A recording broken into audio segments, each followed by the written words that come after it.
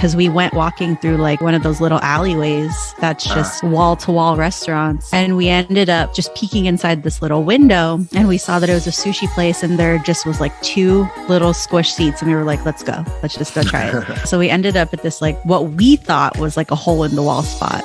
Right. And we were sitting next to this guy who was he was a local and he was like a businessman, just got off of work, started asking us like where we were from. And he told us, he's like, you know, you guys are really lucky. It's like, usually it takes forever to get into this place and it's usually always packed. And apparently it was like, wow, very well known, but it was just a small little place with like, I don't know, maybe 8 seats in it.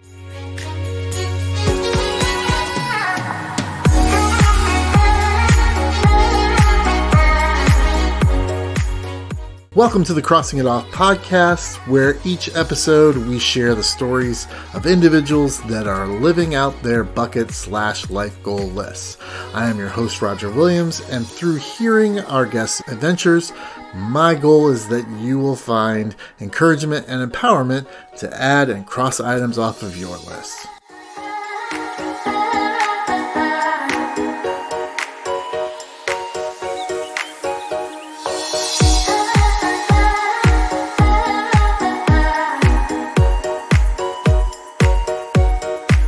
All right, this time I would like to welcome my guest, Drea Sandoval. Did I say that right?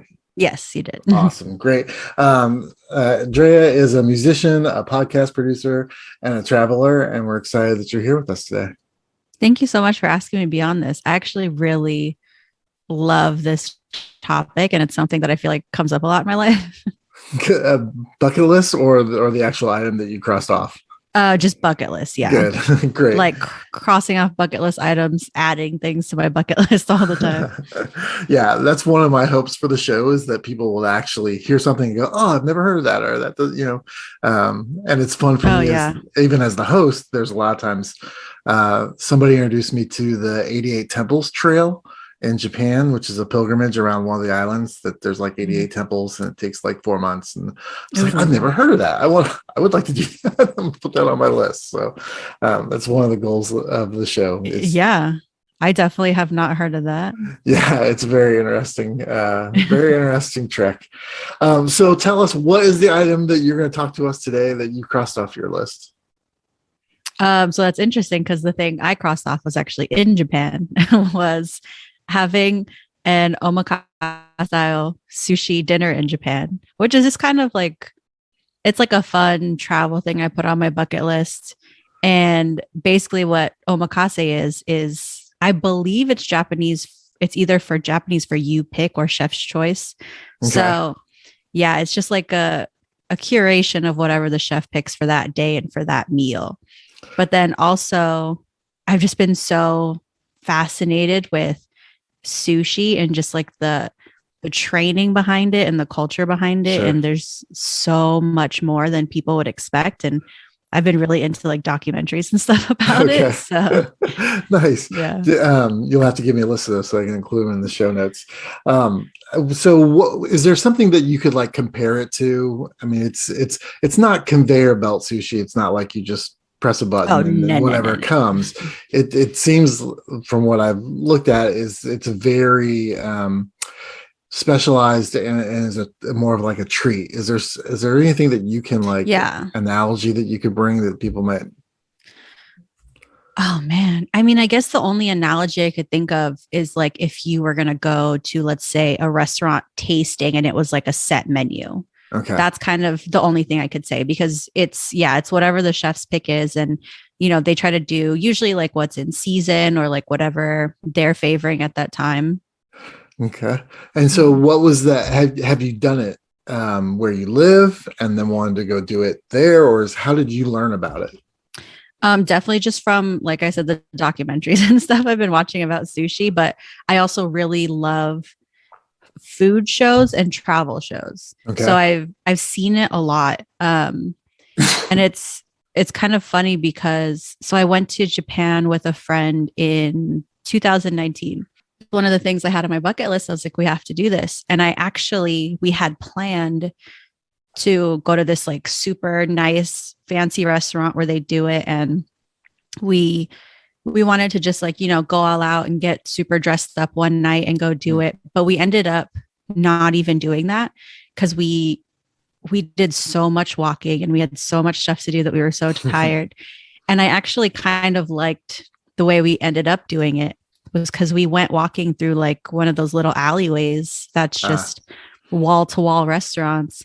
And we ended up just peeking inside this little window and we saw that it was a sushi place and there just was like two little squish seats. And we were like, let's go. Let's just go try it. Yeah. So we ended up at this like what we thought was like a hole in the wall spot. Right. And we were sitting next to this guy who was he was a local and he was like a businessman, just got off of work and started asking us like where we were from. And he told us, he's like, you guys are really lucky. He's like, usually it takes forever to get into this place and it's usually always packed. And apparently it was like, wow, very well known, but it was just a small little place with like, I don't know, maybe 8 seats in it. And he said, yeah. He's like, I walk by this place every day after work just for a chance to see if I can get in. Wow. We were like, oh, wow, that's crazy. Yeah. Those are the greatest travel experiences when you happen onto something like that. Yeah, for sure. And so is this experience of eating sushi in this way, is it a lot more expensive than typically? I mean, you obviously stumbled upon a nice place to do it, but is it typically a more expensive than just regular sushi, or is it about the same? I think it depends on where you go. Cause like we originally had planned to go to this like upscale place. And then this place we found, even though it was popular, it was not very expensive. And having been there was not much more than going anywhere else. It was just, everything was just very good quality. And like you could definitely taste the difference. Like, I mean, being in Tokyo compared to being out here, obviously. Sure, right. But, yeah. There are definitely states in the United States that I would not get sushi in, like Arizona and Indiana are probably not places I would want. It's so funny though, because I live in Las Vegas. I live in the middle of a desert. And for some reason, all you can eat sushi places are such a big thing out here. Well, there's probably a good, healthy stream of good fish coming into Las Vegas for obvious reasons, for making sure the guests are taken well care of. So there's definitely good places out here. Yeah. So you sit down at the counter, and what happens? Well, so they do have a regular set menu, but then they had the omakase option, and so that's what my friend decided to do. And it, just like having that enclosed, intimate space, and then, like having the 2 chefs in front of you, like making everything in front of you and like handing you everything one by one, kind of added to like the personal experience of it. Did they cater to your taste? Like if they gave you something and you didn't like it, then you were like, that was okay. Did they use that in what they prepared next? Because it's piece by piece, right? It's not like they're fixing whole rolls and putting them in front of you. It's more. I can't remember that part. I think he kind of had something already decided, but he was like checking as he went. But yeah, it's definitely more like pieces of sushi than rolls of anything. And like how much was how many pieces was it? Was it like 10, 12 pieces, or was it 4 or 5? Was it more like tapas, or was it more like a banquet? I'd say somewhere in the middle. It definitely wasn't like too small or anything, but it was a good amount. And then we sat and had sake and just like had a couple conversations with the guy we met. And then we tried to talk to the chefs. They spoke a little bit English, not too much, but they definitely like knew enough to have a conversation. And my friend spoke a little bit of Japanese. So like overall, we just like had such a memorable experience. And then going to Tokyo was actually the number 1 bucket list item for my friend.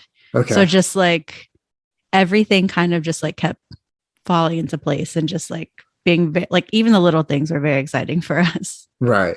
So was there a specific piece that the chef prepared that you'd never heard of before? Or you said you'd done a lot of research on sushi. Was there anything that surprised you with what they prepared and gave you that you liked, that you you've never heard of, or that you didn't think you might like when they handed it to you?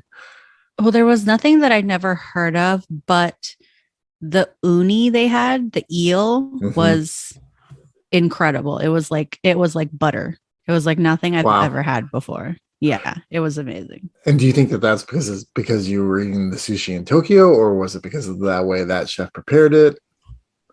It could have been a combination of both because definitely I think just the quality of fish they get. Because even going to um there was like a fish market out there that Mm-hmm. I went to. And so they basically are catching and preparing within hours and Right. having, yeah, getting to have that too. Like you could just tell, I think the quality has a lot to do with just their accessibility to it as well. Are there any concerns about sushi and the consumption of sushi and what that's doing to the oceans or the fish? Do you have any personal like convictions about any of that? I do for sure, especially because I'm such a big seafood person. I love Mhm. seafood and I love fish. But yeah, that's definitely something that's prevalent on my mind, especially with, like I said, in Vegas, there's so many like all you can eat sushi places. So it's such a mass consumption. Mhm. And it definitely worries me and tries to make me think differently about my habits.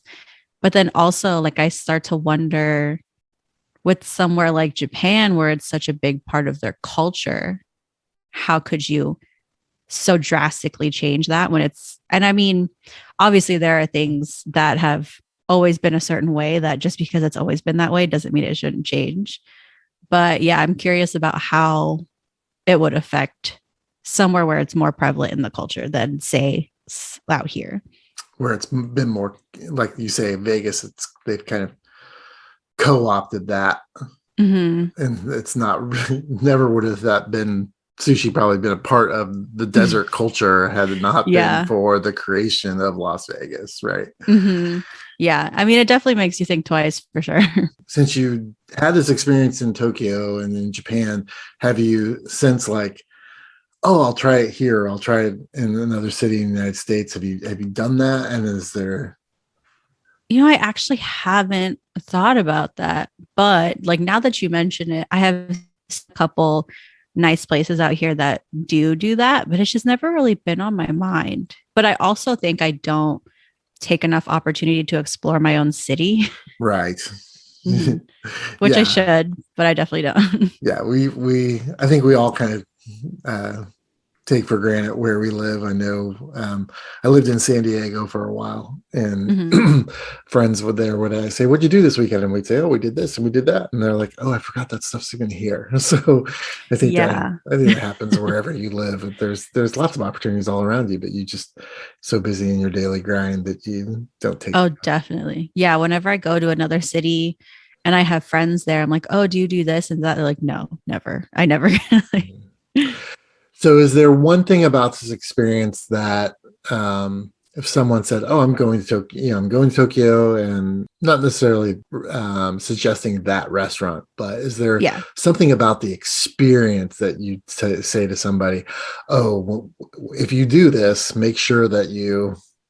Yes. I mean, for me, especially with Tokyo, because I was there for 8 days and I still feel like there was so much more I could have done. And I feel like my plans changed so much while I was there. So the one thing I would say is just be open to wandering around because you never Mm, know what you can find. yeah, definitely. With your experience, that definitely comes across Yeah, for as a sure. benefit that you were able to handle, and I. Hmm. But also don't be afraid to venture out because there was a point in time where my friend and I just kind of we wanted to stray away from like the tourist areas and just kind of see what we could find and what the experience would be like. And Mhm. even though away from those areas, like English wasn't spoken much and people were still incredibly friendly, always very willing to help. And, we used whatever we could to try and um, translate and pick up a few Japanese phrases and things. So, I mean, just, yeah, definitely I think people need to be more open minded in general when they travel. I had a friend that I was talking about this podcast and was talking about um, people traveling, and he's like, "Oh, make sure you get their tools that they used, to travel, and so Yeah. you can share that." And I think one of the the tools that, at least this past summer when I was in Spain for a month, I found was that locals know best. And they're the best tool. For sure.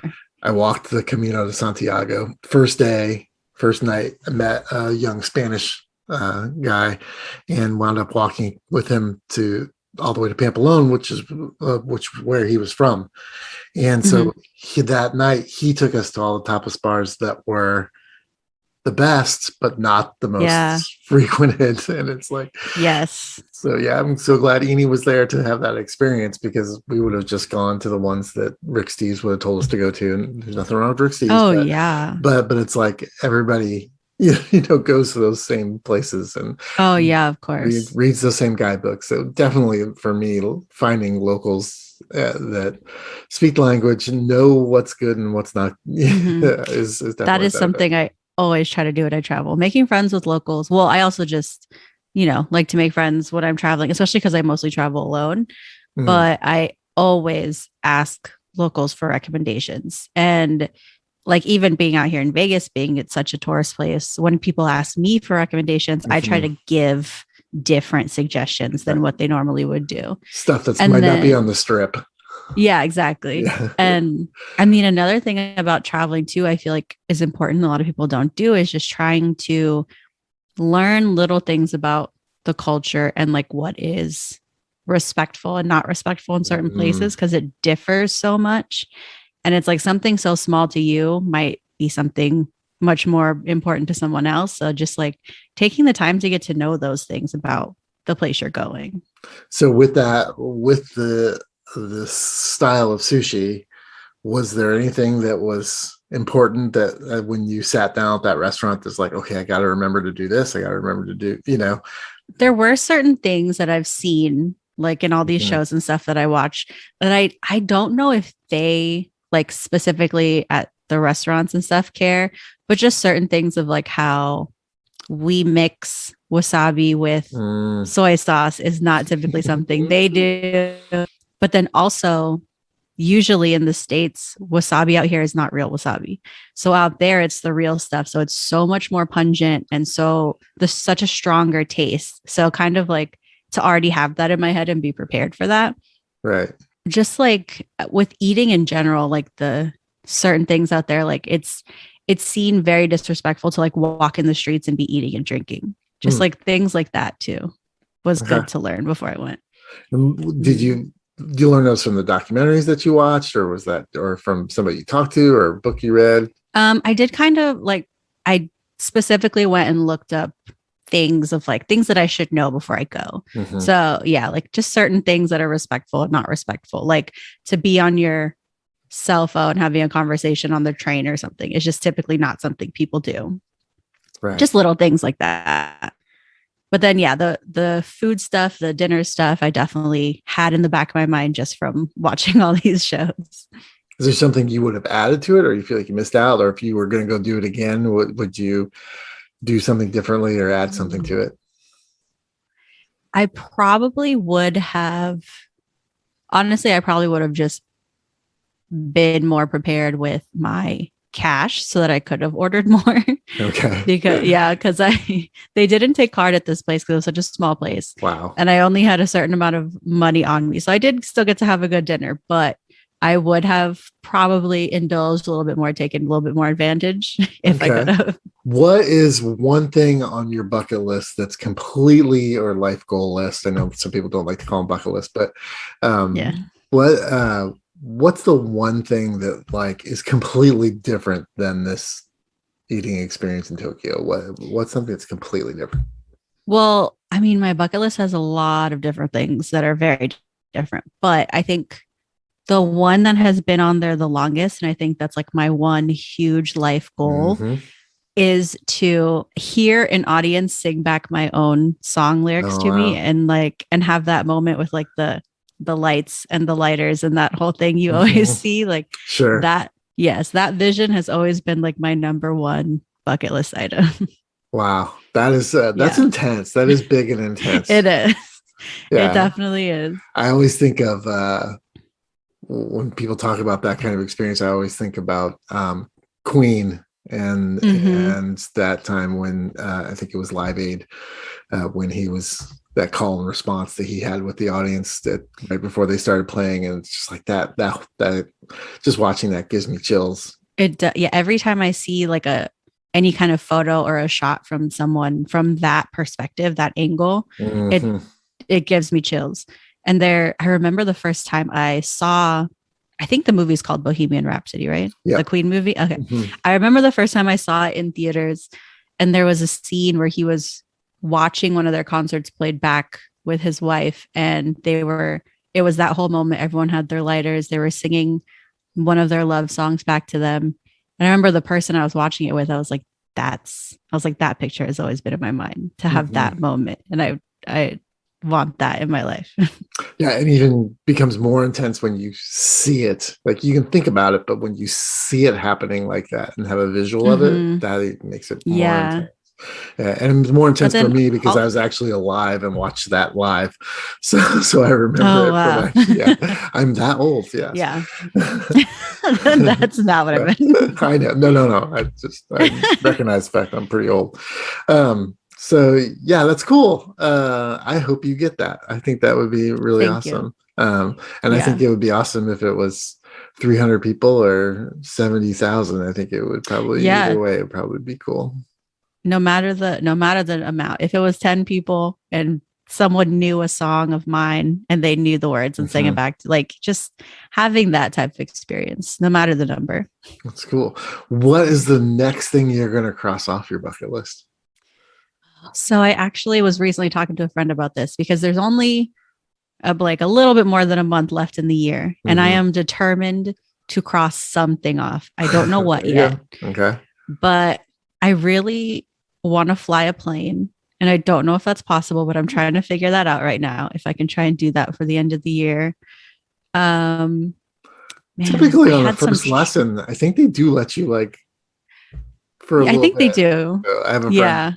I have a friend that just his girlfriend bought him just one flying lesson, and he got to hold the stick and do a little bit. So I think that's probably awesome.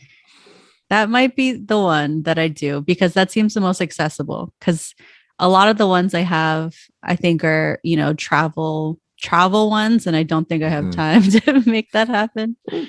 Yeah. But yeah, I'm trying to think of other like little things I could do. I mean, I still haven't been to the Grand Canyon, and I'm so close to it. Yeah. So like that might be something I could do. Well, cool. Well, I hope you get a chance to fly a plane before the end of the year. I think that'd be awesome. Thank you.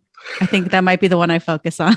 Okay, great. Well, I really enjoyed this conversation. I had no idea what omakase, is that what I say? Omakase style sushi was until you mentioned it, that you had crossed it off.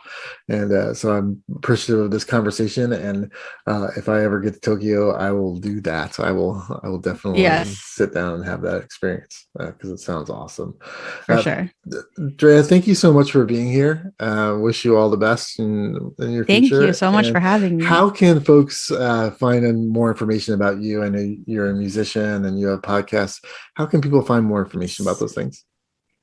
Well, on my Instagram account, my personal Instagram, the name is Drea May, and I have links to all that stuff. The name of the podcast is Unpopular Passion. It's on all the major podcast outlets. But also, if you just go to my website, dreasandoval.com, there's links to pretty much everything on there. The podcast, YouTube, all that stuff. Awesome. I highly encourage folks to do that. And thank you again so much for being here, and best wishes on crossing more stuff off your list. No, thank you so much. I really enjoyed this. I love talking about stuff like this. So thank you.